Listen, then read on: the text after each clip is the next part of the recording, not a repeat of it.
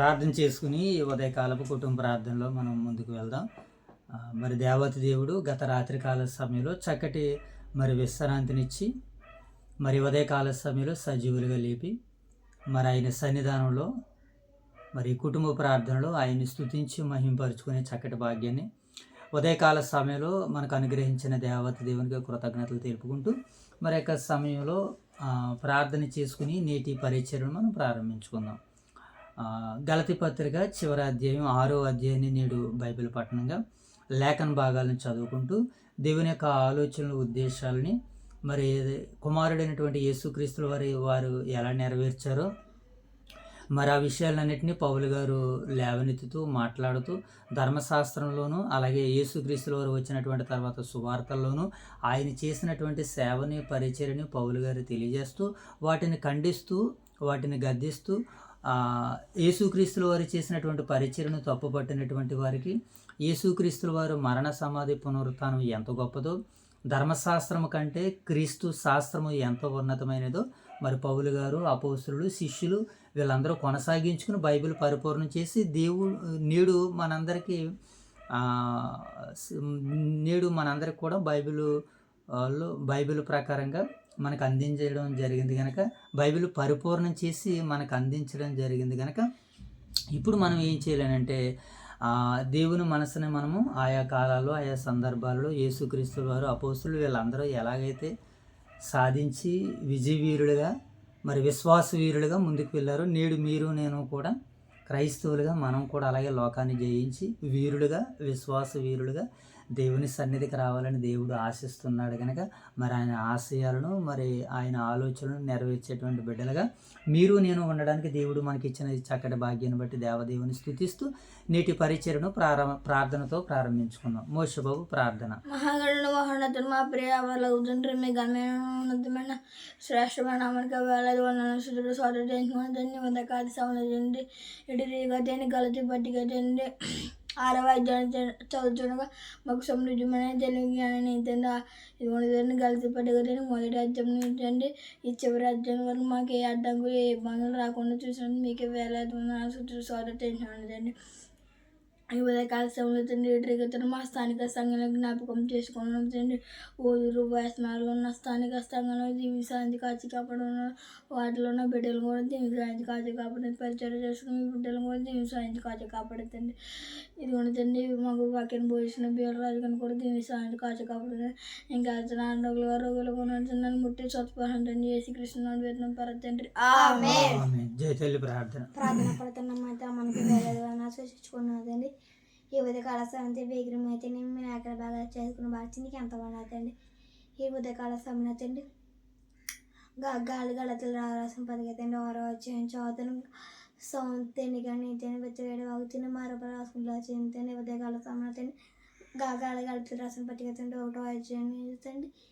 ఈ 6వ అధ్యాయం వరకు తింది ఏ అడ్డంకులు రాకుండా ఏ సమస్యలు రాకుండా తింది మీ సన్నిధిలో వాడబడచేసింది ఎంత బాగున్నాయి. ఈ ఉదయకాల సమయం ఈ పతికి ముగించుకున్నదంటే రేపు ఉదయకాల సమయం ఇంకో పతికి మేము అడుగు పెట్టుచుండగా ఆ పతికి వచ్చి ఆది నుంచి అంతవరకు నీ కృపణలా చేయండి. ఉదయకాల సమయం మీరు ప్రేమించిన స్థానిక సంఘాన్ని ఇచ్చిన ఓదూరు వైఎస్ఆర్ నగర్ కూడా జీవించండి. సంఘ కాపాన్ని ఇచ్చిన బోసును బివాలరాజుని ఇచ్చి దీవించండి. కుటుంబాన్ని కూడా ఆశ్రయించండి. 2 సంఘాలు సేకరాన్ని కూడా దీవించండి తండ్రి. నూతనంగా తరచు మీ సేవకులు అందరినీ దీవించండి తండ్రి. ఇచ్చిన ప్రాంతంతో పరిశ్రమ వేడుకుంటే ప్రార్థన యేసుక్రీస్తు నామమున అడుగుతున్న ప్రార్థన చేసుకుందాం. పరలోకమందున్న కన్న తండ్రి మీకు వందనాలు ప్రభువా. ఈ సమయంలో మీ ప్రియ కుమారులు మా రక్షకుడైన యేసుక్రీస్తు ప్రభుల వారి నామములో పరిశుద్ధాత్మ ప్రేరణతో పరిశుద్ధాత్మ సహాయంతో మీకు ప్రార్థన చేసుకుని ప్రభావ మీతో మాట్లాడుకునే భాగ్యాన్ని మరి అనుగ్రహించినందులకి కృతజ్ఞతలు తండ్రి. దేవా గత కాలం మీరు కాపాడారు, కాచి రక్షించారు తండ్రి. వేకుజామునే ఉదయకాల సమయంలో సజీవులుగా లేపినందుకు కృతజ్ఞతలు తెలుపుకుంటూ ఈ సమయంలో ప్రభావ ప్రార్థించిన ఇరువురు బిడ్డల్ని దయతో జ్ఞాపకం చేసుకుంటున్నాం తండ్రి. అలాగే దేవా మీరు మమ్మల్ని ప్రేమించి ఇచ్చినటువంటి స్థానిక సంఘాలు ఓదూరు వైఎస్ఆర్ నగర సంఘాలను బట్టి సంఘ బిడ్డలను బట్టి మీకు వందనాలు ప్రభావ. పునరుత్థాన దినంలో నేటి మొదటి దినం తండ్రి. మరి మొదటి దినంలో నీ పిల్లలకు కావలసిన సహాయ సహకారాలు అనుగ్రహించండి, అందించండి. అలాగే తండ్రి, ఎవరైతే ఇప్పటివరకునైనా మీ అందుండి ప్రార్థన చేసి ప్రభు వారి పనులు ప్రారంభించుకుంటున్నారో వారి పని పట్ల మీ తోడును అనుగ్రహించండి, మీ సహాయాన్ని మీ దీవెనను అనుగ్రహించమని వేడుకుంటున్నాం తండ్రి. అలాగే ప్రభు సంఘంలో ఉన్నటువంటి విశ్వాసులని, పరిశుద్ధులను, పరిచారకులను, యవనస్తులను, స్త్రీలను, పురుషులను, వృద్ధులను, బాలులను, అనాథులను, దిక్కులేనటువంటి బిడ్డలను, విధవరాండ్రులను అందరినీ జ్ఞాపకం చేసుకుంటున్నాం తండ్రి. ప్రతి ఒక్కరికి మీ సహాయ సహకారాలు అనుగ్రహించండి. ప్రతి ఒక్కరూ తండ్రి మీ అందుండి ఆనందించి ఫలించి ఫలవరతమైనటువంటి జీవితాలు జీవించి భాగ్యాన్ని నీ బిడ్డలకు అనుగ్రహించమని అందించమని వేడుకుంటూ నాయన తండ్రి, మరి సమయంలో సేవకుల కుటుంబాలను, నూతనంగా తర్ఫీదవుతున్నటువంటి యువ సేవకుల కుటుంబాలను దీవించి ఆశీర్వదించి కాచి కాపాడమని వేడుకుంటూ తండ్రి, ఉదయకాల సమయంలో గలతీ పత్రిక 6వ అధ్యాయాన్ని నేడు మా వినికిడిలో మీరు ఫలింపజేయడానికి సిద్ధంగా ఉన్నారు ప్రభా.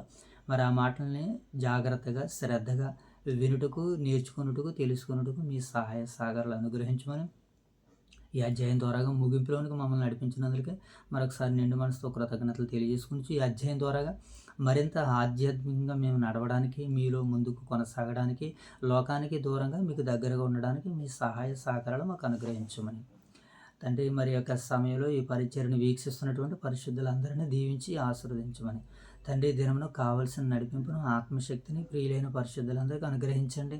ఈ దినమంతట్లో మిమ్మల్ని చూడగలిగే కన్నులను, మీకు లోబడగలిగే మంచి మనసును, మారు మనసును మా అందరికీ అనుగ్రహించమని మా రక్షకుడైన యేసుక్రీస్తు వారి నామములో ఈ ప్రార్థన మీకు సమర్పిస్తున్నాము తండ్రి, ఆమేన్. రైట్, మంచిది ఆయన. మరి యొక్క సమయంలో గలతీ పత్రిక 6వ అధ్యాయంలో మనం ఉన్నాం కదా ప్రియులారా. ఈ 6వ అధ్యాయాన్ని మనం చూసినప్పుడు గత కాలంలో 5వ అధ్యాయాన్ని మనం చూసాం, నేర్చుకున్నాం. 5వ అధ్యాయ సారాంశం ఏంటని మనం చూసినప్పుడు క్రీస్తు శాస్త్రము, ధర్మశాస్త్రం ఉంది, క్రీస్తు శాస్త్రం ఉంది. క్రీస్తు శాస్త్రం మనల్ని ఏం చేసింది? స్వతంత్రులుగా చేసింది. ధర్మశాస్త్రం ఏం చేసింది? దాసులుగా, బానిసలుగా చేసింది.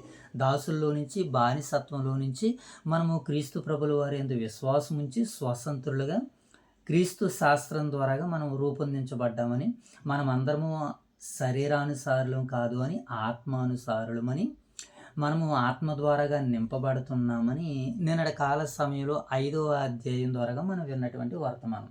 సో ఇప్పుడు ఈ 6వ అధ్యాయాన్ని ముగింపులోనికి మనం వచ్చాం.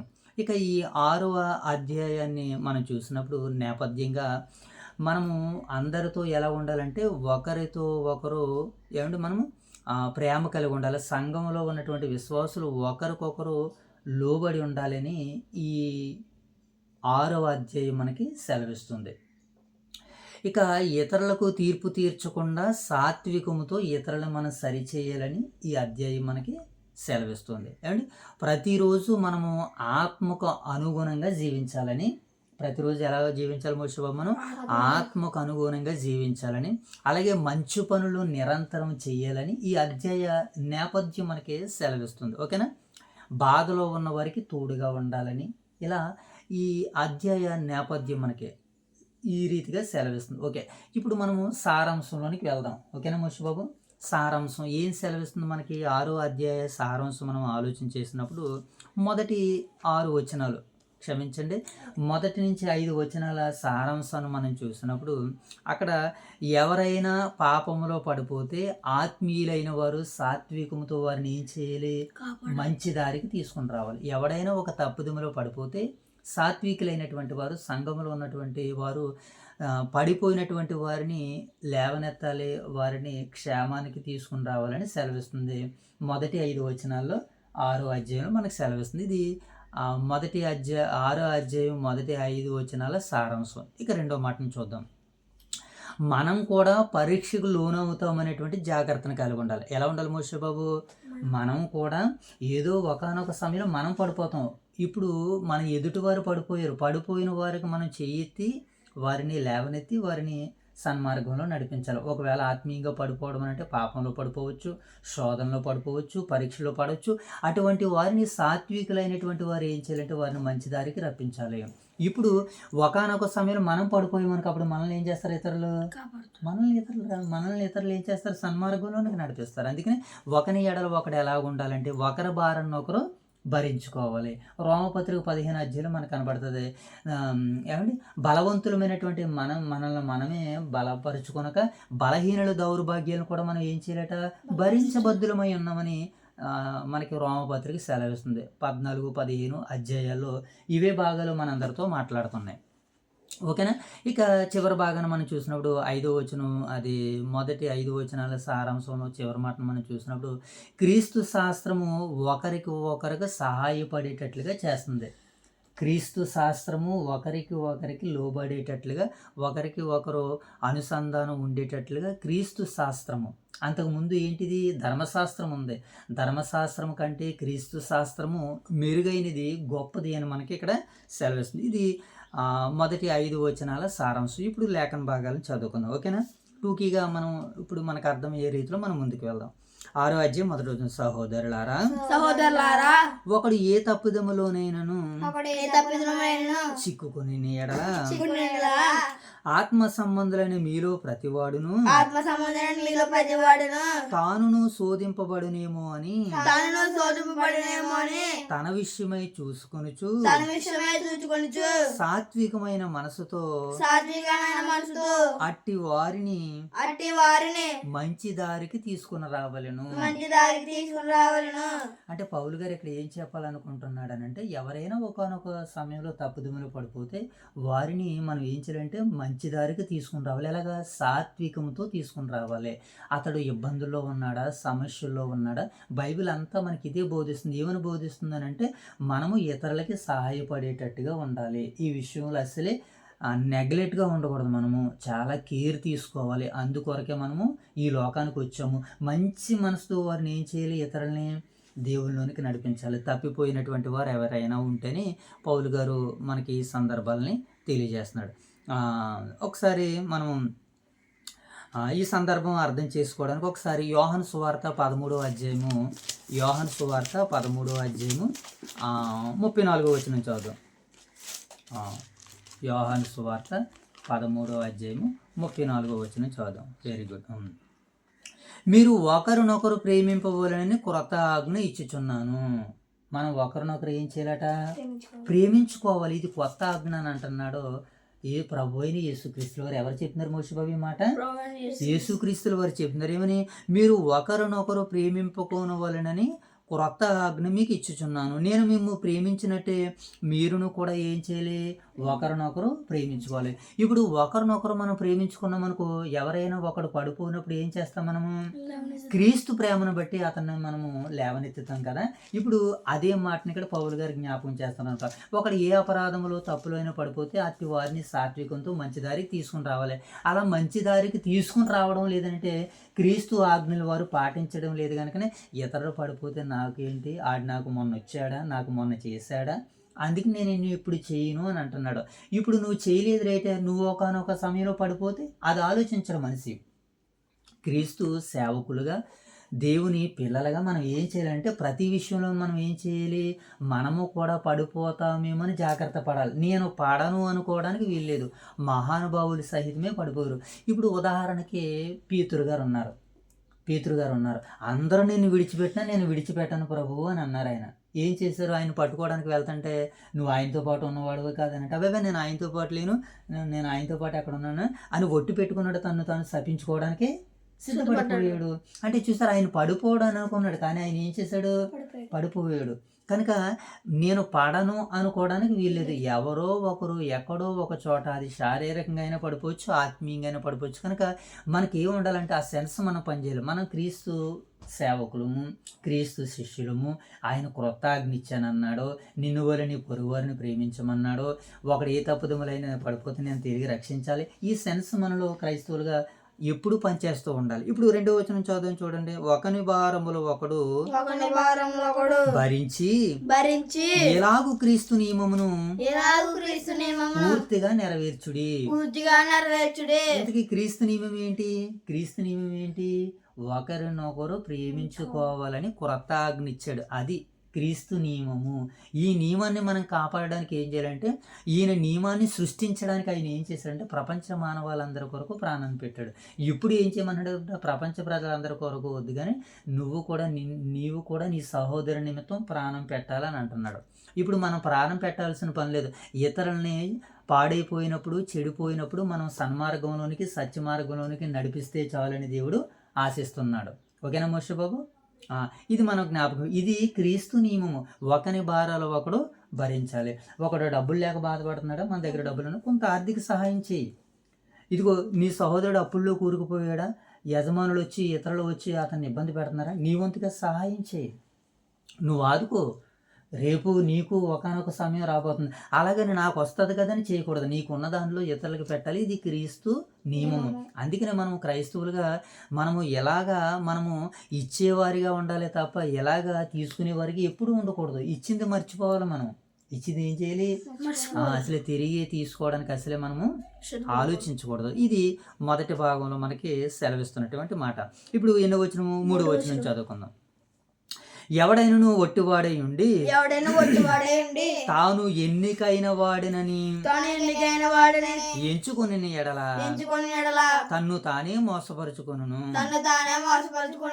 ఇక్కడ మనం ఆలోచన చేస్తే ఎవడైనను తన్ను తాను ఏం చేసుకుంటున్నాడంటే ఒట్టివాడై ఉండి ఎన్నికైన వాడినని అనుకోకూడదు. మనల్ని దేవుడు ఎలాగైతే నిలబెట్టాడో మనం అలాగే ఉండాలి. ఒక విశ్వాసగా నువ్వు ఉన్నావా మంచిది, అంతేగాని నేను సేవకుడిని, నేను గొప్పవాడిని అని అనిపించుకోకూడదు. నువ్వు సేవకుడు అయినా గొప్పవాడైనా సంఘం సాక్ష్యం ఇవ్వాలి తప్ప నీకు నువ్వుగా చేసుకోకూడదు. మనం ఎలా ఆలోచించేస్తే ఒకడు ఒట్టివాడై ఉన్నాడో కానీ గొప్పవాడిగా ఎంచుకోవద్దు అని ఇక్కడ పౌలు గారు మాట్లాడుతున్నారు. పౌలు గారు మాట్లాడుతున్నటువంటి ఆ మాటలో ఉన్నటువంటి భాగాన్ని మనం అర్థం చేసుకోవాలంటే కింద 4వ వచనం కూడా చదువుదాం. ప్రతి వాడును తాను చేయి పనిని పరీక్షించి చూసుకొనవలెను. పరీక్షించి చూసుకొనవలెను. అక్కడ చూడాలి. మీరు అక్కడ లేఖనాలు చదువుతుంటే మీకు అర్థమవుతుంది అనమాట. నేను తప్పు చదివినా మీరు అక్కడ రైట్ కరెక్షన్ చేసుకుంటూ ఉంటారు. ఓకేనా? మరలా చదువుదాం. ప్రతి వాడును తాను చేయు పనిని పరీక్షించి చూచుకొనవలెను. అప్పుడు ఇతరుని బట్టి కాక తనను బట్టి అతనికి అతిశయము కలుగును. ప్రతి వాడును తన బరువును తానే భరించుకోవలసిన కదా. ఒకటి ఇప్పుడు మనం ఇక్కడ ఆలోచించేద్దాం. ఒకనికి సహాయం చేయమన్నాడు కదని మనం ఎలా చేయాలి? మనకున్న దాంట్లో ఇచ్చిపెట్టి చెయ్యాలి. మనకి లేనిది అప్పులు చేసి పెట్టమని దేవుడు చెప్పట్లేదు. నీ భారము నువ్వే భరించాలి. నువ్వు సహాయం చేయి. ఎక్కడ నీకు 2 అంగీలు ఉంటే ఒక అంగీ అన్నాడు. ఒకవేళ నీ దగ్గర 2 వస్త్రాలు ఉంటే ఒక వస్త్రం ఆయనకి ఇచ్చే అన్నాడు. నీకు కలిగి ఉన్నది ఏదైతే ఉన్నదో అది ఇవ్వాలి. అంతేగాని నీ దగ్గర లేనిది ఇమ్మని దేవుడు చెప్పట్లేదు.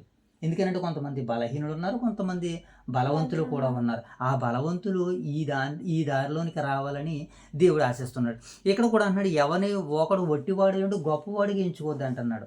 ఒక మంచి మాట చూద్దాం. ఈ సందర్భాన్ని బట్టి ఈ 3, 4, 5 వచనాలను బట్టి మనం కొన్ని మాటలు చూడగలిగితే ఒకసారి ఇదే గలతీ పత్రిక 5వ అధ్యాయము 26వ వచనంలో ఏమంటున్నాడో చూద్దాం. పౌలు గారు 5వ అధ్యాయము 26వ వచనం. ఒకరినొకరు వివాదము రేపకయు ఒకరి యందు ఒకరు అసూయ పడయకయు వృధాగా అతిశయ పడకుండా ఉండాలి. ఎందుకనంటే ఒకడు ఏమనుకుంటున్నాడు? ఒట్టివాడై ఉండి గొప్పవాడుగా అనుకుంటున్నాడు. ఎందుకని? ఇతరులను బట్టి పోల్చుకుంటున్నాడు. ఎప్పుడు మనం ఇతరులను బట్టి పోల్చుకోకూడదు. ఇతరులను బట్టి మనం పోల్చుకున్నాం అనుకోండి, మనము ఇబ్బందుల్లో పడే అవకాశాలు ఉన్నాయి, సమస్యలో పడే అవకాశాలు ఉన్నాయి, గొడవల్లో పడే అవకాశం ఉంది. కనుక ఇతరులను బట్టి ఏది కూడా మనము పోల్చుకోకూడదు. మన స్థాయి ఏంటో, మన స్థాయిని బట్టి మనం ప్రవర్తించాలి, జీవించాలని దేవుడు ఇక్కడ మనల్ని బట్టి కోరుకుంటున్నాడు. కనుక ఇక్కడ ఏమండి ఒకరికొకరు ఏం చేయకూడదు అంటే మనము ఒకరికొకరు వివాదము రేపకయు ఒకరి యందు ఒకరు అతిశయపడకయు వృధాగా అతిశయపడకుండా ఏం చేయలేట మనము ఏమండి అతిశయపడకుండా ఉండాలి. ఒకడు ఎంతలో ఉండాలో అంతలో ఉండాలి. అప్పుడప్పుడు అంటారు కదా, నువ్వు ఎంతలో ఉండాలో అంతలో ఉంటారు బాబు, ఇంకా ఎక్స్ట్రాలో చేయకరా బాగుంటారు. ఇప్పుడు ఎక్స్ట్రాలు ఎందుకు చేస్తున్నాడు? మనిషి అతిశయిస్తున్నాడు. తన దగ్గర లేని దాన్ని అప్పులకి వెళ్ళు, లేకపోతే ఇంకో దానికి వెళ్ళు, ప్రెస్టేజ్కి వెళ్ళు, బాధలు కొనుక్కి తెచ్చుకుంటున్నాడు. అలాంటి అతిశయం నాకు వద్దు, అలాగ మనం ఉండకూడదు అని పౌలు సందర్భాలను బట్టి మాట్లాడుతున్నాడు. ఒకసారి రోమపత్రిక వెళ్దామా? రోమపత్రిక 12వ అధ్యాయము 16వ వచనం. నువ్వు లోక సువార్త 17వ అధ్యాయము 10వ వచనం తీసుకున్నాను. ఏ మాట మనకది? రోమపత్రిక 12వ అధ్యాయము 16వ వచనం చూద్దాం. రోమపత్రిక 12వ అధ్యాయం 16వ వచనం. ఏడ్చువారితో ఏడుగుడి, ఒకరినొకడు మనసు కలిగి ఉండండి. మీరు ఒకరికంటే ఒకడు ప్రెస్టేజ్కి వెళ్ళకండి. ఒకరికంటే ఒకడు దైవ విషయంలో గొప్పవారిగా ఎంచుకోండి. లోకపరంగా మీరు అతిశయపడకండి. అతిశయపడకండి. కొంచెం ఎదుర్కొండి మోషే బాబు. అతిశయపడ్డం మనకి ఏమవుతుంది? క్రీస్తు నియమము మరి తిరస్కరించిన వారిగా మనం అవుతాం. అందుకని ఇక్కడ పౌలు ఏమంటున్నాడంటే ఏడ్చువారితో ఏడుగుడి, ఒకనినొకడు మనసు కలిగి ఉండుడి, హెచ్చువాటి యందు మనసు ఉంచక తగ్గువాటి యందు నేను వట్టివాడినని అనుకోవాలి. ఎన్నికైన వాడినని ఇతరులు చెప్పాలి నీ గురించి. మనం ఎన్నికైనటువంటి వారిగా ఉంచుకోవద్దని ఇక్కడ పౌలు గారి యొక్క అభిప్రాయంగా మనకు కనబడుతుంది. రెండో మాటగా మనము లూకాసు వార్త 17వ అధ్యాయం 10వ వచనం చదువుదాం. లూకాసు వార్త 17వ అధ్యాయము 10వ వచనం చదువుదాం ఒకసారి. అటువలే మీరును మీకు ఆజ్ఞాపించినవన్నీ చేసిన తర్వాత, ఇక్కడ పౌలు యేసుక్రీస్తుల వారు అంటున్నాడు, అటువలే నేను మీకు ఆజ్ఞాపించినవన్నీ చేసినటువంటి తర్వాత మేము నిష్ప్రయోజనమైన దాసులము. ఎవరవటి వీళ్ళు? నిష్ప్రయోజనం అంటే చేశారు కదా, వీళ్ళు చేసినా సరే మేము నిష్ప్రయోజనమైన దాసులు. ఎందుకంటే ఆజ్ఞాపించినవే చేశారు అని అంటే నిష్ప్రయోజనమైనటువంటి దాసులు. మరి ప్రయోజనకరమైనటువంటి దాసులు అని అంటే మనకున్నదంతా కూడా ఇతరులకి దేవునికి మనం ఇవ్వగలిగితే అప్పుడు ప్రయోజనకరమైనటువంటి దాసులమని ఇక్కడ యేసుక్రీస్తుల వారు మాట్లాడుతున్నారు అనమాట. మేము నిష్ప్రయోజన దాసులము, మేము చేయవలసినదే చేయుచున్నామని చెప్పండి అని యేసుక్రీస్తుల వారు తన శిష్యులతో మాట్లాడుతున్నటువంటి మాట. మరొక మాటను కూడా చూద్దామా? ఫిలిప్పీ పత్రిక 2వ అధ్యాయము 3వ వచనం చదువుదాం. ఫిలిప్పీలకు రాసినటువంటి పత్రిక 2వ అధ్యాయము 8వ వచనము 3వ వచనాన్ని చదువుదాం. కక్ష చేతనైనను వృధాతిశయము చేతనైనను ఏమీ చేయక వినయమైన మనసు గలవారై ఒకరినొకడు తనకంటే యోగ్యుడని ఎంచుకోండి. ఒకరికంటే ఒకడు ఏం చేయాలట? యోగ్యుడని. కక్ష చేతనైనను మిష చేతనైనను ఏమీ చేయక ఒకరికొకడు ఘనముగా గొప్పగా ఎంచుకోండి అని అంటున్నాడు. కానీ ఇక్కడ గలతీలో ఉన్నటువంటి వారు ఎలా ఉన్నారని చెప్తున్నాడు? గలతీ వారికి ఎలాంటి హెచ్చరిక చేస్తున్నాడు పౌలు గారు? ఎవడైనను ఒట్టివాడై ఉండి తాను ఎన్నికైన వాడినని చెప్పుకునే నెలలా తను తానే మోసపరుచుకుంటున్నారు. మనము మోసపోయేవారిగా మోసపుచ్చేవారిగా దేవుని పిల్లలు ఉండడానికి వీలు లేదు.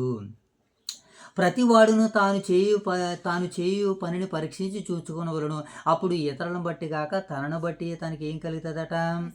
అతిశయం కలుగుతుంది. కనుక ప్రతివాడును తన బరువు తానే ఏం చేయాలి మోషే బాబు? ప్రతివాడు తన బరువును తానే మోసుకోవాలి. కనుక ఈ విషయంలో మనం అందరం జాగ్రత్తగా ఉండాలని ఈ భాగాలు మనకి ఇక్కడ సెలవిస్తున్నాయి. ఓకేనా? ఇప్పుడు 6 నుంచి రెండో భాగంలో 6 నుంచి 10 వచనాల వరకు మనం చదువుకుందాం. ఓకేనా? రెండవది ఏంటంటే రెండవ భాగాన్ని మనం చూసినప్పుడు 6 నుంచి 10 వచనాలు మనం చదువుకుందాం. అక్కడ ఏమని రాయబడిందని అంటే మనము ఏదైతే విత్తుతామో అదే కోస్తామని మనకి ఇక్కడ వాక్యం సెలవిస్తుంది అనమాట. ఇది గొప్ప ఆధ్యాత్మిక సూత్రం అనమాట. మనుషుడు ఏది విత్తితే అదే కోస్తాడు. ఏమండి, మనము మన పొలాన్న ఏదో చెట్లు వేస్తాం కదా, అవి ఏదైతే విత్తామో అవే వచ్చినాయి, లేకపోతే ఇంకో కాయలు వచ్చినాయా? అవే వచ్చినాయి. మనం ఏదైతే విత్తుతామో అవే మనకి ఏం చేస్తాయంటే వస్తాయి. మనిషి ఏది విత్తుతాడో అదే కోస్తాడు. ఉదాహరణకి ఇప్పుడు శరీరాన్ని విత్తితే మనం ఏం చేస్తాం? నాశనం అనే కోస్తాం. శరీరాన్ని విత్తకూడదు. మనం ఏం చేయాలి? ఆత్మను విత్తితే నిత్య జీవం అనేటువంటి పంటను కోస్తాము. ఏమండి, మంచి చేయడంలో ఎప్పుడు కూడా మనం అలసిపోకూడదు. సమయానికి ప్రతిఫలం దేవుడు అనుగ్రహిస్తాడు. కనుక మంచి చేసే విషయంలో మనం ఏం చేయకూడదు మోషే బాబు? అలసిపోకుండా జాగ్రత్తలు తీసుకోవాలని వాక్యం మనకి సెలవుస్తుంది. కనుక మనం ఏదైతే విత్తుతామో అదే కోస్తామని చెప్పడానికి ఈ 6 నుంచి 11 వచనాలు మనం చదువుకుందాం. ఓకేనా మోషే బాబు? 6 నుంచి 10 వచనాలు చదువుకుందాం. వాక్యోపదేశం పొందువాడు ఉపదేశించువానికి మంచి పదార్థములన్నింటిలో భాగమియ్యవలెను. ఏం చేయాలట? భాగాన్ని ఇవ్వాలట. ఏం చేయాలి? వాక్యోపదేశం పొందువాడు ఉపదేశించువానికి మంచి పదార్థములన్నింటిలో ఏం చేయాలంటే భాగాన్ని ఇవ్వాలి. ఎందుకనంటే మనల్ని వాక్యంలోనికి నడిపిస్తున్నటువంటి వారందరికీ మనం మంచి భాగాలు ఇస్తే వారు మంచి వాక్యాలని సమాజం కొరకు, సంఘం కొరకు వారు బోధించడానికి వారికి సామర్థ్యం ఉంటుంది. వారికి మనం అవకాశం ఇవ్వాలంటే బోధించువానికి కింద మాటలు అన్నాడు చూడండి. వాక్యోపదేశం పొందేవాడు సమస్త సద్విషయములలో బోధించు వారితో పాలువారై ఉన్నారు. బోధించు వారితో కూడా తనతో పాటు పౌలు గారు ఉన్నారు. పౌలు గారితో పాటు తన అనుచరులు ఉన్నారు, జత పని వారు ఉన్నారు. వీరు కూడా ఎవరో పౌలు గారిలో వీరు కూడా సువార్థికులే, జత పని వారే, పౌలు గారు లాంటి వారే. కనుక వీళ్ళకు కూడా మంచి పదార్థాలు మనము కూడా ఇవ్వాలని వాక్యముఖంగా మనకి ఇక్కడ సెలవిస్తుంది. అందుకని నూర్చిడి ఎద్దు మూతికి చిక్కం పెట్టవద్దు. నూర్చే ఎద్దుకి చిక్కానికి, ఆ నూర్చే ఎద్దు మూతికి చిక్కాన్ని పెట్టకూడదు. మరి ఏం చేయాలి? దున్నుతుంది కనుక అది తినే హక్కు దానికి ఉందని పౌలు గారు మాట్లాడుతూ, ఇక్కడ కూడా సేవ చేసే వరకు మనం కూడా ఏం చేయకూడదని అంటే కళ్ళాన్ని చిక్కాన్ని పెట్టకూడదు. వీలు కుదిరితే మన దగ్గర ఉన్నటువంటి వాటినన్నా తీసైనా ఇతరులకు ఇచ్చేవారిగా ఉండాలని ఈ భాగంలో మనకి కొంత భాగం మనకు అర్థమైంది కదా. 7వ వచనం చదువుదాం. మోసపోకుడి, దేవుడు వెక్కిరింపబడడు. మనుషుడు ఏమి విత్తును ఆ పంటనే కోయును. ఏలయనగా తన శరీరేచ్ఛలను బట్టి విత్తువాడు తన శరీరము నుండి క్షయమైన పంట కోయును. ఆత్మను బట్టి విత్తువాడు ఆత్మ నుండి నిత్య జీవమును పంట కోయును. మనము అలయక మేలు చేయుట యందు విసుగకు యుందుము. మనము అలయక మేలు చేసి తగిన కాలమందు పంట కోతుము. కాబట్టి మనకు సమయము దొరుకును కొలది అందరి ఎడలను విశేషముగా విశ్వాస గృహమునకు చేరిన వారిని ఎడలను మేలు చేయుదుము. అంటే ఇప్పుడు మనం అందరి ఎడల కూడా ఎలా ఉంటున్నాడు అంటున్నాడు? మేలు చేసేటువంటి వారిగా ఉండాలి. మనము శరీరేచ్ఛలతో దేనిని విత్తకూడదు. మోషబాబు, మనం అందరం ఎవరు? ఆత్మ సంబంధులం కనుక మనం ఏం చేయాలి? ఆత్మ సంబంధమైన వాటినే విత్తాలి. ఇప్పుడు ఆత్మ సంబంధమైనవి ఏవి అని ప్రశ్నిస్తే మనం సమాధానం టకలను వచ్చేయాలన్నమాట. ఆత్మ సంబంధమైనవి ఏవి అని అంటే ఆత్మకార్యాలు, ఆత్మఫలాలు, ప్రేమ, సంతోషము, సమాధానము, దీర్ఘశాంతము, దయాలత్వం, మంచితనము, ఆశ, నిగ్రహము, ఇవన్నీ ఉన్నాయి కదా. దీర్ఘశాంతము, దయాలత్వం, వీటిని ఎవరైతే విత్తుతారో అవే కోస్తారు. అవునా? ఇప్పుడు వీటిని కాకుండా శరీర కార్యాలు ఉన్నాయి, ఆత్మకార్యాలు ఇప్పుడు చూసాం. శరీర కార్యాలు ఉన్నాయి. ఏంటి శరీర కార్యాలు? స్పష్టమై ఉన్నవి. అవి ఏమనగా జారత్వం, అపవిత్రత, కాముకత్వం, విగ్రహారాధన, ధనాపేక్ష, ఇవన్నీ శరీర కార్యాలు. ఇవి విత్తామనుకో అవే కోస్తాం. అవునా? మనుషుడా, నువ్వు ఏది విత్తుతావో అదే కోస్తావు. మోసపోకండి, దేవుడు వెక్కిరింపబడడు. నువ్వు కంపల్సరిగా ఏదైతే నువ్వు భేదాన్ని విత్తావా, నువ్వు సమస్యని విత్తావా, నువ్వు లోపాన్ని విత్తావా, అవే నీవు కోస్తావు. లేదు నువ్వు ప్రేమను విత్తావా, శాంతిని విత్తావా, సమాధానాన్ని విత్తావా, దీర్ఘాయువుని విత్తావా, అదే నువ్వు కోసుకుంటావు. కనుక నువ్వు భక్తిని విత్తితే భక్తిని కోస్తావు, నువ్వు దుర్మార్గతను విత్తితే దుర్మార్గతని కోస్తావు. కనుక మనము దేవుని పిల్లలుగా ఏం చేయాలంటే ఇలాంటి వాటిని ఎక్కడా విత్తడానికి మనం ప్రయత్నాలు చేయకూడదు. అవసరమైతే మన నోరైనా కట్టుకోవాలి, మన చేతులైనా కట్టుకోవాలి, కళ్ళైనా పెట్టుకోవాలేమో కానీ పలకకూడని మాటలు పలికి మన మీదకి విపత్తును మనము తెచ్చిపెట్టుకోకూడదని ఈ సందర్భంగా దేవుడు మనకి వాక్యాన్ని సెలవిస్తున్నాడు. ఇప్పుడు ఒక మాటను మనం చదువుదాం. ఒకసారి లేవీకాండము 26వ అధ్యాయం దగ్గరికి వెళ్దాం. అంటే మనుషుడు ఏదైతే విత్తుతాడో అది అతని మీదకి వస్తాడు అని మనం చెప్పడానికి తీయనని లేవికాండం నేను చదువుతాను. లేవీకాండము 26వ అధ్యాయం 3వ వచనం చదువుదాం. నేను చదువుతాను. లేవీకాండము 26వ అధ్యాయము, లేవీకాండము 26వ అధ్యాయం 3 నుంచి చదువుతాం. చూడండి అక్కడ ఏముంది? లేవీకాండము 26వ అధ్యాయం 3వ వచనం చదవాలి. మీరు నా కట్టడలను బట్టి నడుచుకుని నా ఆజ్ఞలను అనుసరించి వాటిని అనుసరించి ప్రవర్తించిన ఎడల మీరు వర్షాకాలంలో మీకు వర్షం ఇచ్చేదును, మీ భూమి పంటనిచ్చును, మీ పొలముల చెట్లు ఫలించును, మీ ద్రాక్ష ఫలములో మీకు మార్పు సాగును. ఇంకా అంటున్నాడు, మీరు చూడండి అక్కడ తీసి అక్కడ చూడాలి. చదివితే మీకు మాటలు రావు, అక్కడ చూడాలి. 4వ వచనం, 5వ వచనం చదువు, 6వ వచనం. ఆ దేశంలో నేను మీకు క్షేమము కలుగజేసేదను, మీరు పండుకొనినప్పుడు ఎవడను మిమ్మను భయపెట్టడు. చదువు జైతే అక్కడ 6వ మాట, ఆ దేశంలో దుష్టమృగం లేకుండా చేసేదను, మీ దేశంలోనికి ఖడ్గము రాదు, మీరు మీ శత్రువులను తరిమెదరు, వాడి మీ ఎదుట ఖడ్గము చేత పడుదురు. మీరు 5 100 మందిని తరుముతారు, 100 మంది 1000 మందిని తరుముదురు. మీ శత్రువులు మీ ఎదుట ఖడ్గము చేత కూలుదురు. ఏలయనగా నేను మిమ్మును కటాక్షించి మీకు సంతానమిచ్చి మిమ్మల్ని విస్తరింపజేసేదనని మీతో నిబంధన చేసి నేను స్థాపించేదను. మీరు చాలా కాలము నిలవైన పాతగిలిన ధాన్యమును తిందురు. క్రొత్తది వచ్చినను పాతది మిగిలియుండును. నా మందిరమందు అక్కడ చూడాలి మోషే బాబు, ఎక్కడ ఎన్నో వచ్చినము 11వ వచనం చదువు. నా మందిరం మీ మధ్య నుండును, మీ యందు నా మనసు అసహ్యపడదు. నేను మీ మధ్య నడిచేదును, మీకు దేవుడనే ఎందును, మీరు నాకు ప్రజల ఎందురు. మీరు ఐగుప్తీయులకు దాసులు కాకుండా వారి చేతుల నుండి మిమ్మల్ని రప్పించేదను. నేను నీ దేవుడైన యెహోవాను. నేను మీ కాడి పలుపులను తెంపి మిమ్మను నిలువుగా నడవజేసేతిని. మీరు నా మాట వినక. ఇప్పుడు చెప్తున్నాడు చూడండి, దేవుడు మాటలు వింటే 3వ వచనం నుంచి మనకి 13వ వచనం వరకు, 3వ వచనం నుంచి 13వ వచనం వరకు, అంటే 10 వచనాల్లో దేవుడు ఏమేమి చెప్తున్నాడంటే, దేవుడు విత్తినది వీరు హృదయాల్లో నాటబడితే ఆ హృదయాల్లో నాటబడిన వాటి ద్వారా వీళ్ళు ఏం చేస్తారంటే మంచి వాటిని, శ్రేష్టమైన వాటిని అనుభవిస్తారో, హాయిగా ఉంటారో, సుఖంగా ఉంటారో. దేనిని?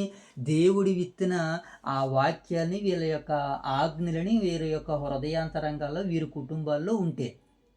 అందుకని అన్నాడు, నీవు నీ పిల్లలకు పండుకొనినప్పుడు, నువ్వు లేచినప్పుడు, నువ్వు త్రోవను వెళ్ళినప్పుడు ఈ మాటల గురించి నువ్వు ఆజ్ఞాపించు నాయనా అని ఇశ్రాయేలుకి దేవుడు చెప్పాడు. తల్లికి తండ్రికి చెప్పాడు ఈ మాటలు. ఎవరైతే ఈ మాటల అనుసారంగా దేవుడు విత్తినటువంటి విత్తనాలను వారి హృదయాల్లో నాటుకుంటారో వారి హృదయాల్లో ఏముంటుంది? శాంతి ఉంటుంది, సమాధానం ఉంటుంది, శత్రువు వస్తాడు అన్నటువంటి భయం ఉండదు. ఒకవేళ శత్రువు వచ్చినా సరే మీలో ఒకడు 100 మందిని తరిమే బలాన్ని నేను ఇస్తాను, మీకు పంట కాలాన్ని ఇస్తాను, మీరు పాతగిలిన ఆహారం తింటారు, మీరు భుజిస్తారు. కారణం ఏంటి? ఇవన్నీ ఒక మనిషికి ఎప్పుడు వస్తాయి? దేవుడి విత్తనాలు అనగా దేవుని వాక్యం వారిలో విత్తనం అనగా ఏంటి? దేవుని వాక్యము.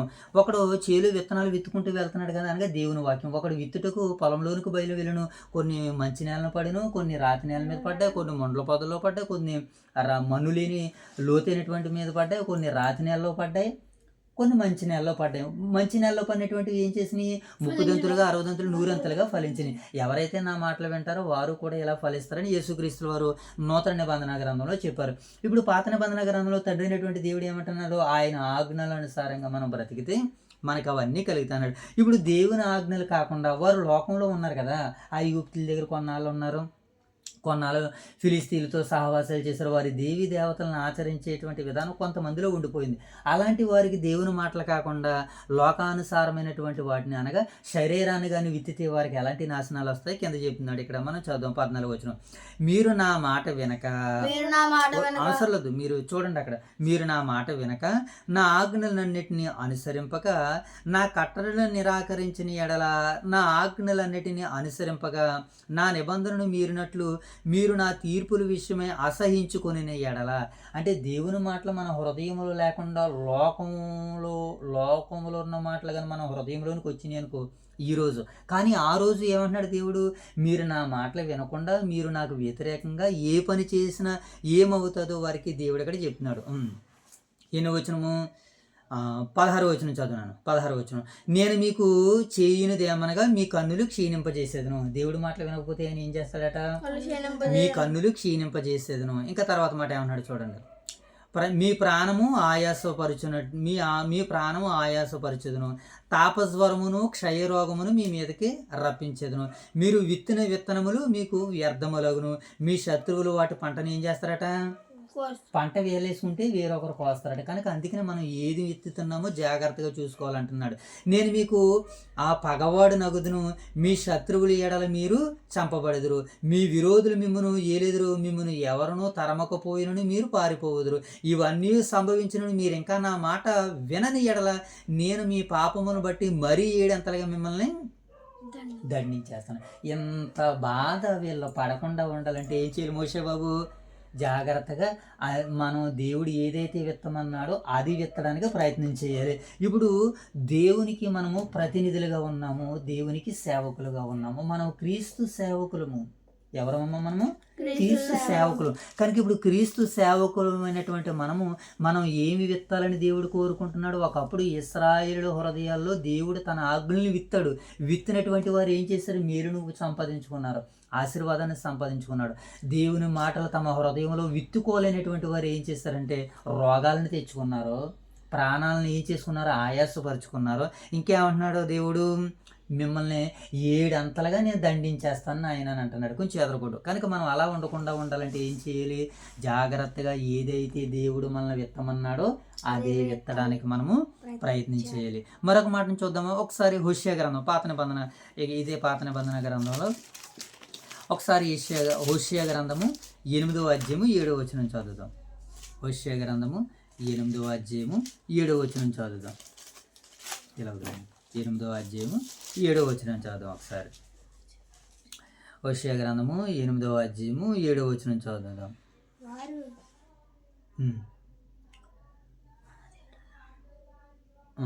పొయ్యి కాలునట్లు వారందరూ బహు మంట నుండి తమ న్యాయాధిపతులను మింగివేయుదురు.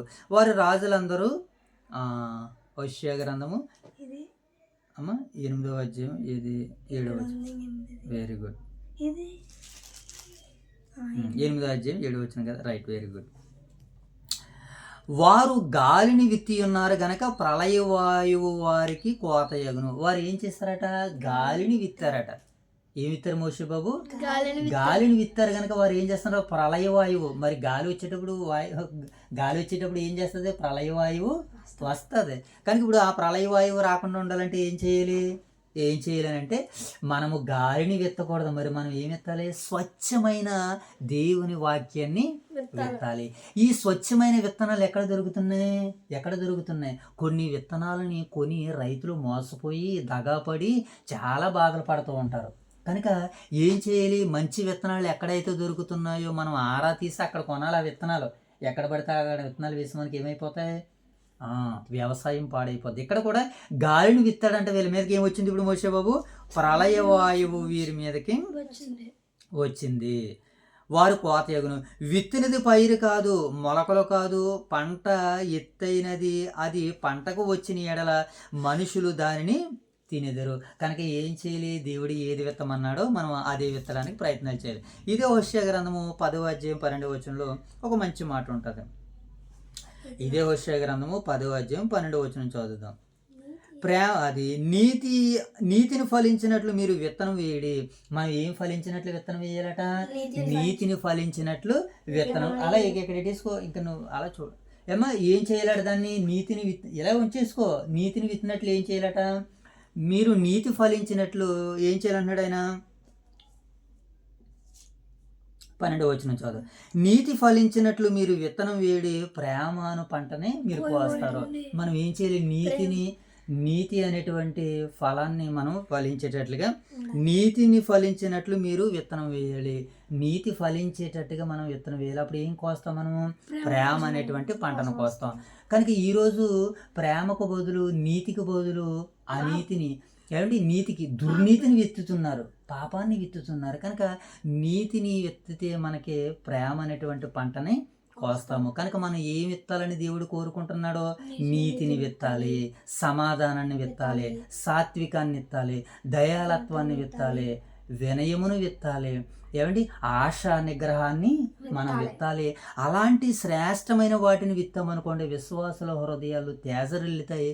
దేవుని మహిమ కొరకు వారు బ్రతుకుతారని ఇక్కడ ఈ ముఖంగా మనకి సెలవిస్తుంది. అలాగే సామెతల గ్రంథం 22:8 వచనాన్ని చదువుదాం. సామెతల గ్రంథము 22వ అధ్యాయము 8వ వచనాన్ని చదువుదాం. సామెతల గ్రంథము 22వ అధ్యాయము 8వ వచనంలో ఏమని రాయబడిందో చూద్దాం. దౌష్ట్యమును విత్తువాడు కీడును కోయను.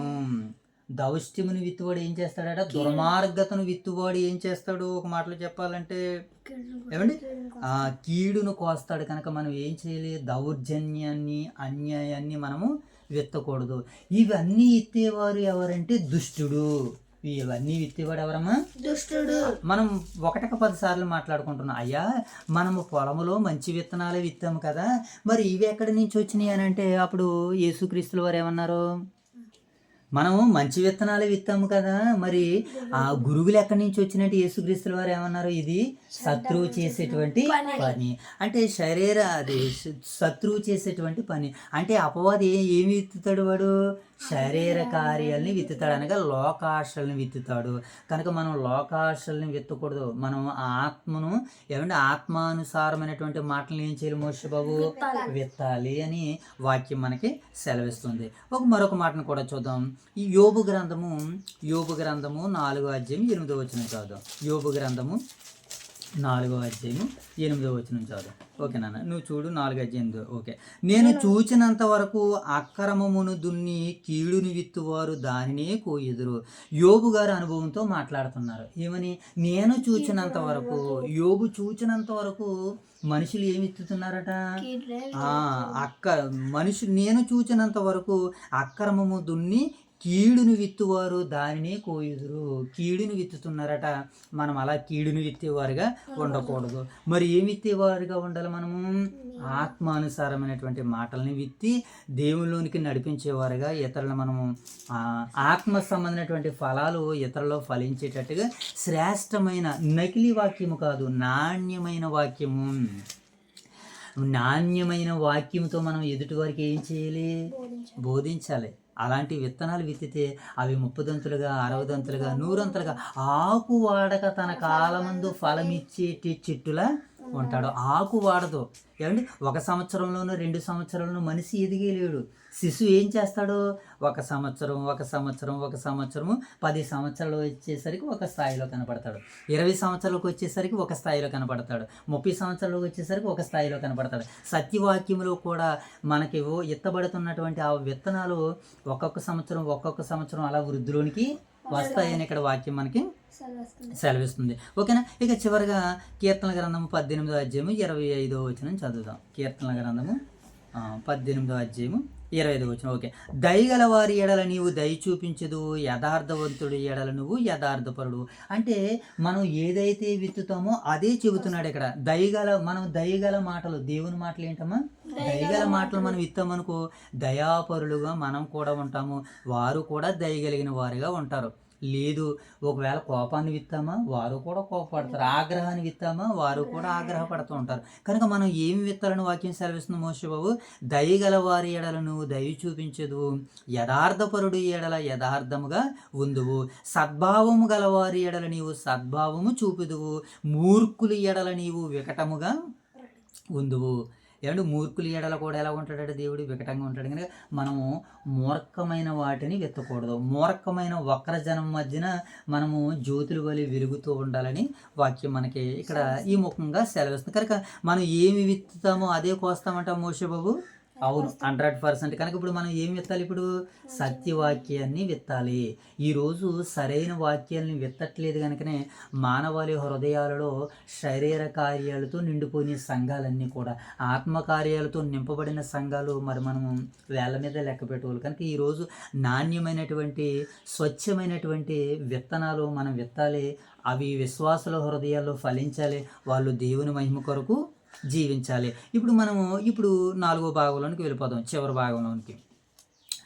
11వ వచనం నుంచి 18వ వచనం వరకు మనము ఎలా ఉండాలో ఈ చివరి భాగంలో మనకి ఇక్కడ కనబడుతుంది. ఏమో ఇప్పుడు చివరి భాగం గలతీ పత్రిక 6వ అధ్యాయము 11 నుంచి 18 వచనాలు మనకి ఏమని సెలవిస్తున్నాయంటే, మనము ఎవరిలో గర్వించాలో చెప్తుంది అనమాట. ఇక్కడ ఈ చివరి భాగాల్లో మనము ఎవరిలో గర్వించాలి?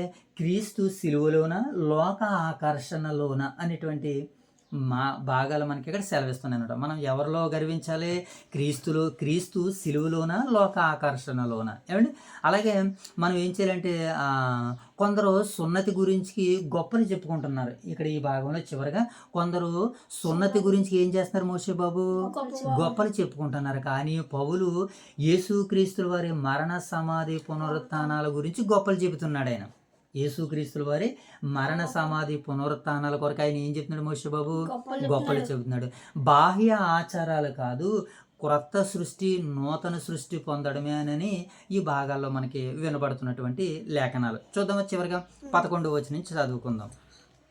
నా స్వహస్తములతో నా స్వహస్తములతో మీకెంత పెద్ద అక్షరములతో వ్రాయిచున్నాను మీకెంత చూడుడి. పెద్ద చూడుడి. శరీర విషయమందు శరీర విషయముందు చక్కగా అగపడుగోరు వారెవరో చక్కగా అగబడుకోడు వాడు వారు తాము క్రీస్తు యొక్క వాడు తాము క్రీస్తు యొక్క శిలువ విషయమై శిలువ విషయమై హింస పొందుటి యందు మాత్రమే హింస పొందినవాడు మాత్రమే సున్నతి పొందవలెనని సున్నతి పొందవలెనని మిమ్మును బలవంతము చేయుచున్నారు. మిమ్మల్ని బలవంతం చేయుచున్నారు. అయితే వారు అయితే వారు సున్నతి పొందిన వారైనను సున్నతి పొందిన వారైనను ధర్మశాస్త్రము అనుసరించి ధర్మశాస్త్రం అనుసరింపరు.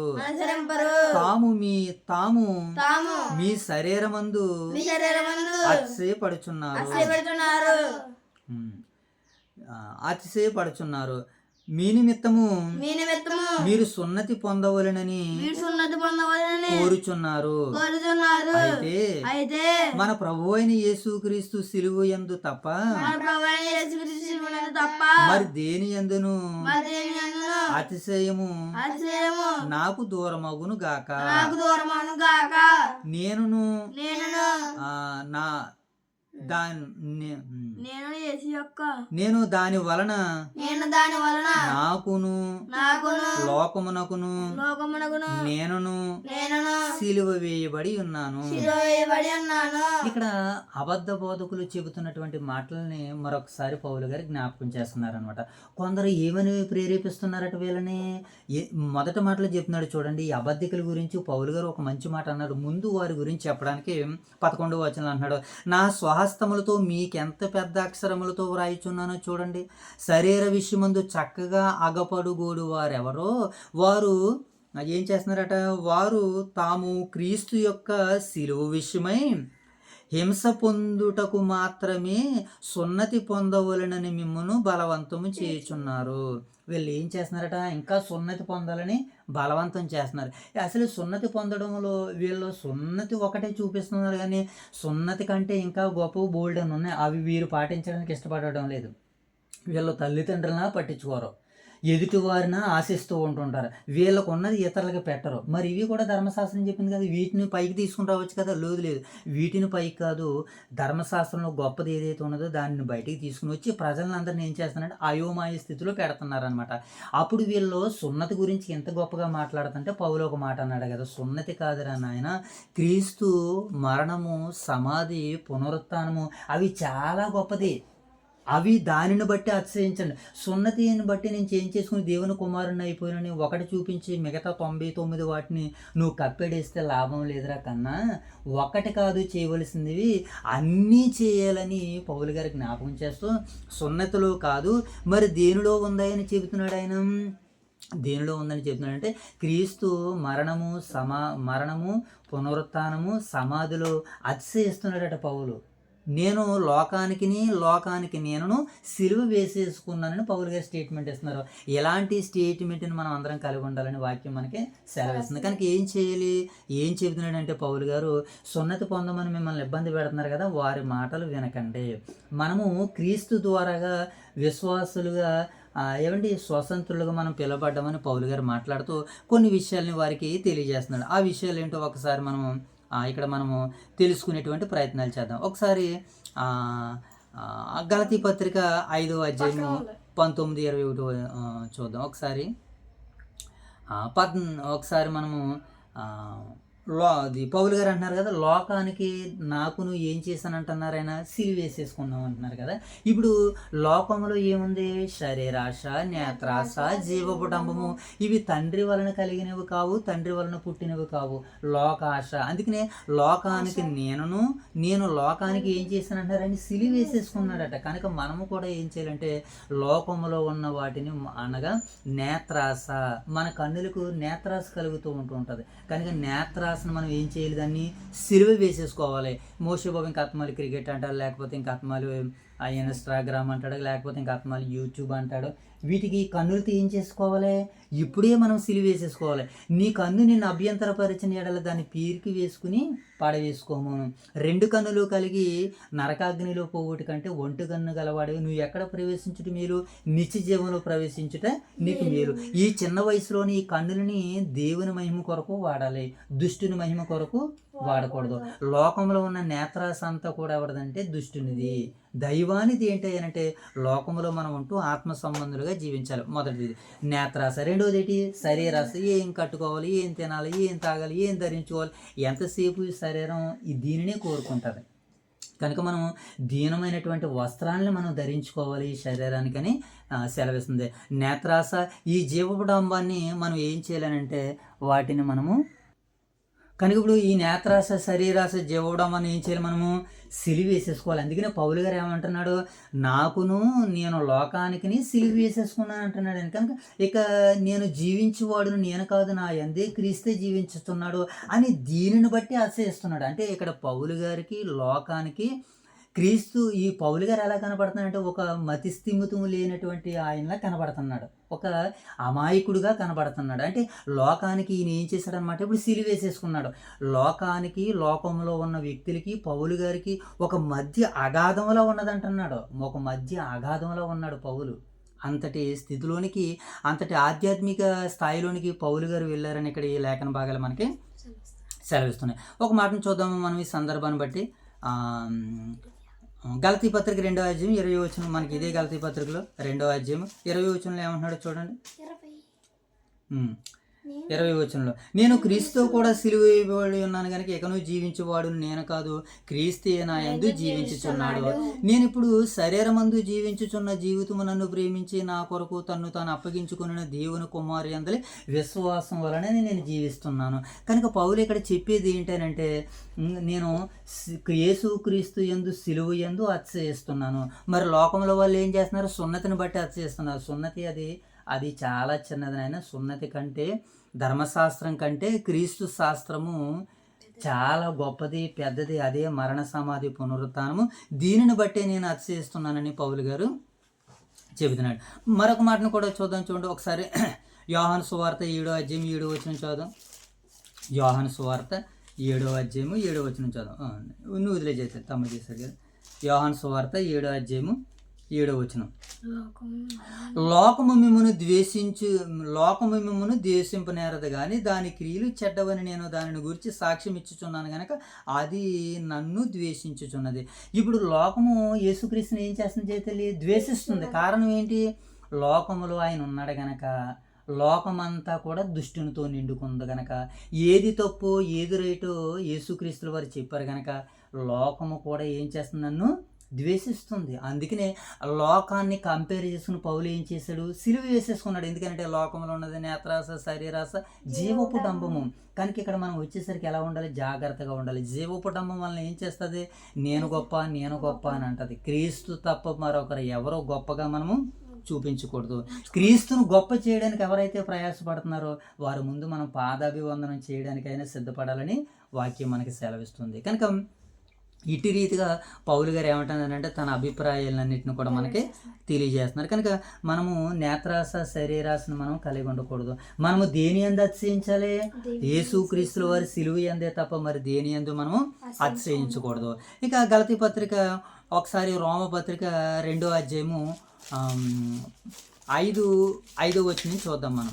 అంటే ఇందాక మాటల్లో మనము ఏమి విత్తామో ఒకసారి చేసేది తమ్ముడు ఇచ్చాడు కదా. నువ్వు రేపు పొద్దున ఇక్కడికి వచ్చాడు, నువ్వు ఇదిగానే గలతీ పత్రిక ఒకసారి రోమపత్రిక దగ్గరికి వెళ్దాం. రోమపత్రిక 2వ అధ్యాయము 5వ వచనం చదువుతాం. రోమపత్రిక 5వ అధ్యాయము 2వ అధ్యాయము. గలతీ పత్రిక 2వ అధ్యాయము 5వ వచనం చదువుదాం ఒకసారి. నీ కాఠిన్యమును మార్పు పొందిన నీ హృదయమును అనుసరించి ఉగ్రత దినమందు, అనగా దేవుని న్యాయమైన తీర్పు బయలుపరచుట దినమందు నీకు నీవే ఉగ్రత కలగజేసుకొనుచున్నావు. ఆయన ప్రతి వానికి వాని క్రియలు చొప్పున ప్రతిఫలమిచ్చును. సత్క్రియను ఓపుగా చేయుచు మహిమను, ఘనతను, అక్షయతను వెదుకు వారికి నిత్య జీవము నిచ్చును. అంటే ఇందాక మనం వదిలేసినటువంటి మాటను మనం దీనిని కొనసాగింపులో భాగంగా మనము విత్తినదే మనం కోస్తాం అనుకున్నాం కదా. ఇక్కడ మనము దేనిని విత్తాలంటున్నాడు ఇక్కడ పౌలు గారు? పౌలు గారు దేన్ని విత్తాలంటున్నాడంటే సత్క్రియలను విత్తాలంటే దేని విత్తాలి మోషే బాబు? సత్క్రియను ఓపికగా చేయుచు మహిమను ఘనతను అక్షయతను వెదుకు వారికి నిత్య జీవాన్ని ఇస్తాడు. అంటే మనం ఏమి ఎత్తాలన్నమాట? ఇప్పుడు దేవుని మహిమను ఎత్తాలి. ఇక రెండోదిగా మనం ఏమి ఎత్తాలి? సత్కార్యాలను ఎత్తాలి. ఏమండి, భేదాలను మనం పుట్టించకూడదు. మరి ఏం పుట్టించాలి? అక్షయతను, దేవుని యొక్క మహిమను, దేవుని యొక్క ఘనతను, ఏమండి సత్క్రియలను, వీటిని మనం ఎత్తాలి. అవే మనము మరలా తిరిగి కోస్తాం. ఇప్పుడు దేవుని మహిమను విత్తామనుకో, దేవుని మహిమ ఎవరైతే నన్ను గణపరుస్తారో వారిని నేను గణపరుస్తానని వాక్యం మనకి సెలవిస్తుంది కనుక వాటిని విత్తేవారిగా ఉండాలి. ఇంకా కింద మాటలు ఏమంటున్నాడో మనం చూద్దాం. కింద మాటలు, అయితే భేదములు పుట్టించి కొంతమంది ఏం చేస్తారట? అయితే కొంతమంది భేదములను పుట్టించి సత్యమునకు లోబడక దుర్నీతికి లోబడి వారి మీదకి దేవుని ఉగ్రత రౌద్రమును వచ్చును. దుష్కార్యములు చేయు ప్రతి మనుషునికి ఆత్మకు మొదట యూదునికి గ్రీసు దేశస్తును కూడా శ్రమయు వేదనయు కలిగిన. శ్రమ వేదన ఎందుకు కలిగితే మోషే బాబు? వీళ్ళు అవే విత్తారు కనుక, దుష్ట కార్యాలను విత్తారు కనుక. ఏమండి ఇంకేం విత్తారంట? ఉగ్రతను విత్తారు, రౌద్రతను విత్తారు, దుష్కార్యాలు విత్తారు కనుక వీళ్ళకి ఏం కలుగుతుంది అంటే శ్రమయు వ్యాధినియు కలిగను. 10వ వచనం, సత్క్రియలు విత్తినటువంటి వాడికి మొదట యూదుడని గ్రీసుడని ఎవరికి భేదం లేదు, అందరికీ సమాధానము కలుగును. దేవునికి పక్షపాతము లేదు. దేవుడు మోసపోకుడి, దేవుడు వికరింపబడ్డా కనుక మనం ఏదైతే విత్తుతామో దానినే కోస్తామని దైవ లేఖనాలు మనకి ఇక్కడ సెలవిస్తున్నాయి. ఇదే రోమపత్రిక 8వ అధ్యాయం 12వ వచనం కూడా చూద్దాం ఒకసారి. ఇదే రోమపత్రిక 8వ అధ్యాయం, ఒకసారి ఇదే రోమపత్రిక 8వ అధ్యాయం 12వ వచనం చదువుదాం. ఇదే రోమపత్రిక 8వ అధ్యాయం 12వ వచనం. కాబట్టి సహోదరులారా, శరీరానుసారముగా ప్రవర్తించేటకు మనము శరీరమునకు రుణస్థులము కాము. మీరు శరీరానుసారంగా ప్రవర్తించిన ఎడల చావవలసిన వారు ఎందురు కానీ ఆత్మచేత శరీర కార్యాలను చంపాలి. ఆత్మచేత ఏం చేయాలి? శరీర కార్యాలని చంపి ఆత్మ కార్యాలని, ఆత్మ సంబంధమైన వాటిని, అనగా దేవుడు ఏదైతే విత్తమన్నాడో అది విత్తడానికి, ఆ విత్తనాలు చల్లడానికి మనము శతవిధాల ప్రయత్నాలు చేయాలని దైవవాక్కు మనకి సెలవిస్తుంది. ఇంకా కింద మాటను కూడా మనం చదువు. దేవుని ఆత్మ చేత ఎందరు నడిపింపబడుదురో వారందరూ దేవుని కుమారులై ఉందురు. ఎవరైతే దేవుని ఆత్మచేత నడిపింపబడతారో, ఎవరైతే ఆత్మ సంబంధమైన వాటిని విత్తుతారో ఆత్మ సంబంధమైన వాటిని కోస్తారు. ఇప్పుడు ఆత్మ సంబంధమైన వాటిని విత్తిన ఆయనకి ఆరోగ్యంగా ఉంటుంది, అవి ఫలించే వారిలో కూడా ఆరోగ్యంగా ఉంటుంది. శరీర కార్యాలు విత్తినటువంటి వారిలో వారికి నెమ్మది ఉండదు, విన్నవారికి నెమ్మది ఉండదు. కనుక నిష్ప్రయోజనమైన వాటిని మనం విత్తకూడదు, ప్రయోజనకరమైన వాటినే విత్తాలి. ఇదిగో నేను ప్రయోజనకరమైన వాటిని ఏది దాచుకొనక ఇంటింటా మీకు బహిరంగంగా నేను ప్రకటించుతున్నాడు అపోస్తుల కార్యాల్లో పౌలు గారు మాట్లాడుతూ. కనుక మనం ఏం విత్తాలి మోషే బాబు? మంచిని విత్తాలని ఇక్కడ మనకి సెలవిస్తుంది. ఇక ఇదే గలతీ పత్రిక 5:24లో కూడా మనకి మంచి కార్యాలు కనబడతాయి. అలాగే రోమపత్రిక 6వ అధ్యాయం 3వ వచనం కూడా చదువు. ఇదే సందర్భాన్ని బట్టి ఒకసారి రోమపత్రిక 6వ అధ్యాయం 3వ వచనం కూడా చదువుదాం. క్రీస్తు యేసులోనికి బాప్తిసం పొందిన మనం అందరము ఆయన మరణములోనికి బాప్తిసం పొందుతామని మీరు ఎరగరా? అంటే క్రీస్తులోనికి మన అందరం బాప్తిసం పొందిన కదా. ఇప్పుడు మనం అందరం కూడా ఎవరము? దేవుని పిల్లలము గనక క్రీస్తు ఏ మాటలైతే విత్తమని మనకు వాక్యం ద్వారా ఆజ్ఞాపించారో, సెలవిచ్చారో వాటిని మాత్రమే మనం ప్రకటించాలని మనకి ఈ మాటలు ఇక్కడ సెలవిస్తున్నాయి. కనుక మరి అట్టి రీతిగా మనం అందరం వాక్యాలను విత్తే వారిగా ఉండాలని ఇక్కడ మనకి సెలవిస్తుంది. ఇక చివరి వచనాలు ఏముండిపోయినాయి మనకి? 17-18 వచనాలు చదువుకుందాం. ఇది చదవలేదు, కొత్త 16 వచనం చదువుకోవాలి మనం. ఒకసారి 15 వచనం కూడా చదువు. క్రొత్త సృష్టి పొందుటియే గాని సున్నత పొందుటి యందు ఏమీ లేదు, పొందకపోవుటి యందు ఏమీ లేదు. చివరిగా చెప్పేస్తారు పౌలు గారు, సున్నత పొందుటి యందు అయినా ఏమీ లేదు, పొందలేనటువంటి వారిని మీరు ఎందుకు పొందట్లేదని బలవంతం చేయకండి. అది నువ్వు మాంసాన్ని తింటున్నావు, నువ్వెందుకు మాంసం తినలేదని అంటే వారికి బలం లేదు, వారికి డబ్బులు లేవు. వెళ్ళి నీకు అంతగా అవసరమైతే వెళ్ళి కొనివ్వు, వారు తింటారు. అంతేగాని నువ్వు తింటున్నావు కదని ఎదుటి వారిని నువ్వు ఎందుకు తినట్లేదని అనకూడదు. వారి ఎవరి ఇష్టం, ఎవరి సామర్థ్యం వారి దానిని బట్టి ఆహారాలు ఎలాగైతే భుజిస్తారో అయినా సున్నతి పొందడం ఏంటి, పొందకపోవడం ఏంటి, అసలే దాని విషయంలో మీరు తేకండి. వీళ్ళ అలాంటి విషయాలు తెచ్చేవారు ఎవరంటే కలవర పెట్టేవారు, తాము ఏదో గొప్పవారు అనుకున్నటువంటి వారు అలా చెప్తున్నారు. వారి మాటలు వినొద్దని పౌలు గారు వారికి చివరిగా స్టేట్మెంట్ ఇచ్చేస్తాడు అనమాట. పొందుటి యందు ఏమీ లేదు, పొందకపోయినా ఏమీ లేదు. కనుక మనం ఎలా ఉండాలి? దేవుని ఆజ్ఞలను పాటించేవారిగా ఉండాలి, క్రీస్తు నియమానికి లోబడేటువంటి వారిగా ఉండాలి, ధర్మశాస్త్రానికి కాదు అని చెప్పేశారనమాట. అది కాడి, అది దాసత్వము, అది బానిసత్వము, మనం స్వతంత్రులు అని చెప్పాడు పౌలు గారు మాట్లాడుతాం. చదువుదాం 16వ వచనం. ఈ పద్ధతి చొప్పున నడుచుకొని వారందరికీ అనగా దేవుని ఇశ్రాయేలునకు సమాధానమును కృపయు కలుగును గాక. ఆమేన్. నేను యేసు యొక్క ముద్రలు నా శరీరమందు ధరించి ఉన్నాను కనుక ఎవడును నన్ను శ్రమ పెట్టవద్దు. సహోదరులారా, మన ప్రభువైన యేసు క్రీస్తు కృప మీ ఆత్మలో ఉండును గాక. ఆమేన్. దేవుని నామానికి మహిమ కలుగును గాక. ఆమేన్. ఇక్కడ అంటున్నట్టు పౌలు గారు, ఈ పద్ధతి చొప్పున నడుచుకుని వారు అందరికనగా దేవుని ఇశ్రాయేలునికి ఏం కలుగును గాక అంటున్నాడు? సమాధానము కలుగును గాక. ఇశ్రాయేలు అందరికి ఏం కలుగును గాక? సమాధానము కలుగును గాక అని దేవుడు వాళ్ళందరినీ ఆశీర్వదించాడు.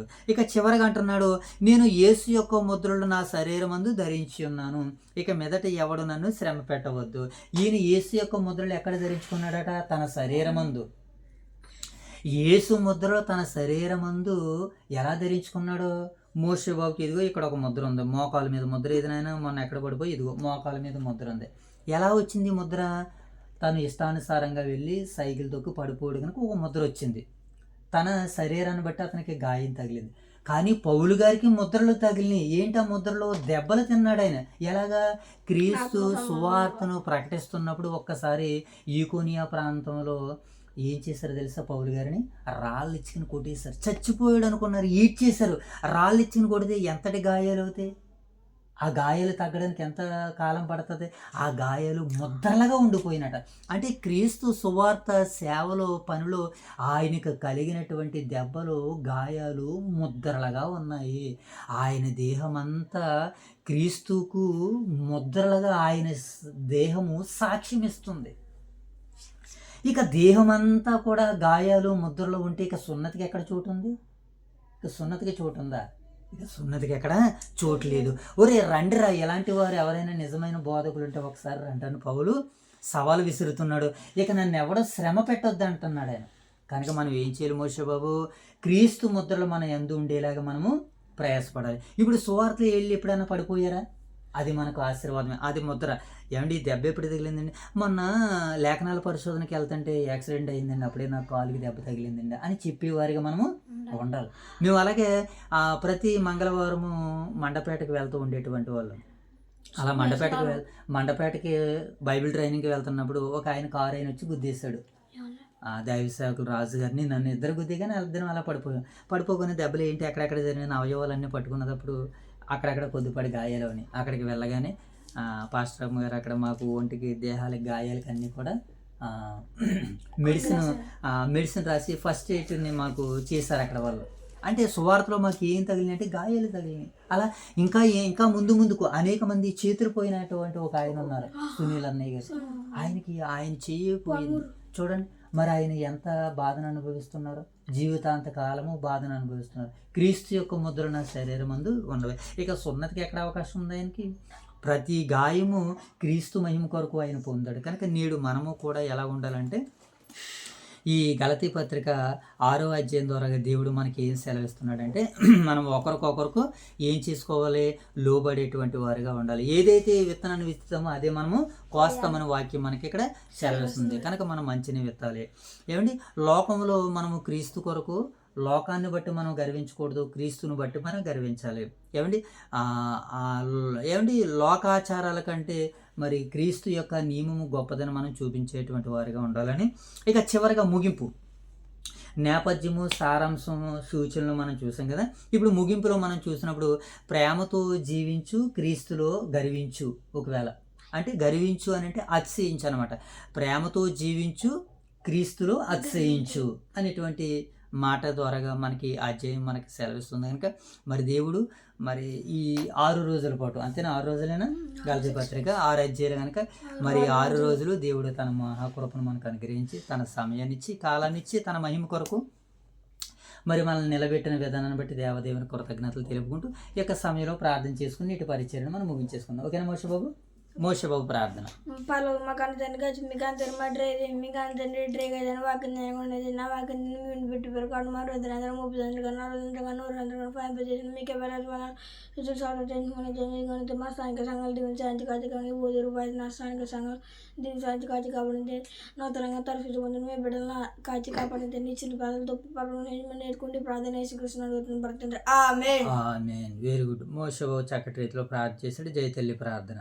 ప్రార్థన పడుతున్నామంతా మా నామానికి వేరేదో అన్నట్టు తెచ్చుకున్నదండి.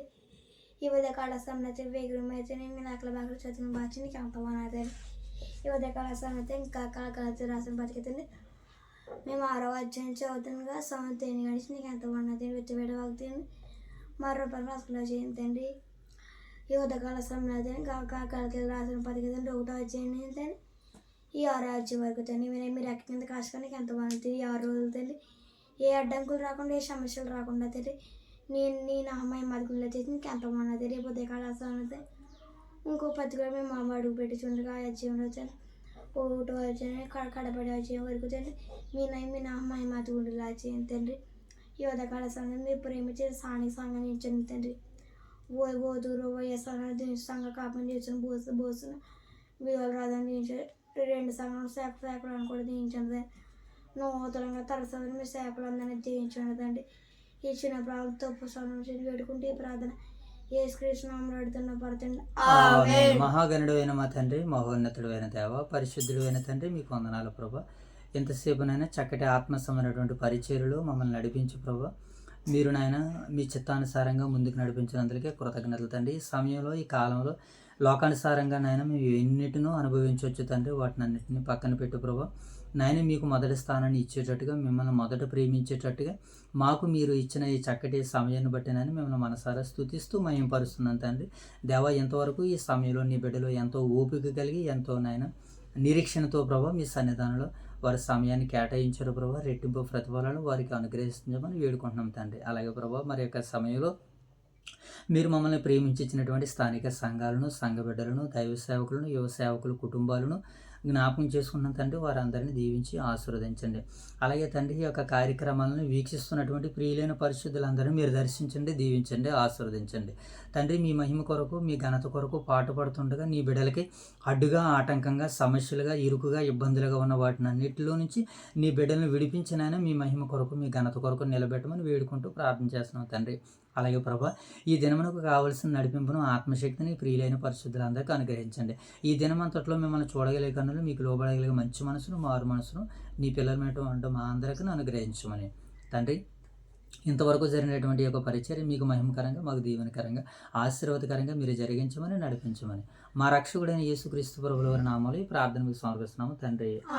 అందరికీ వందనాలైనా ఒకసారి అందరికీ వందనాలు. రైట్.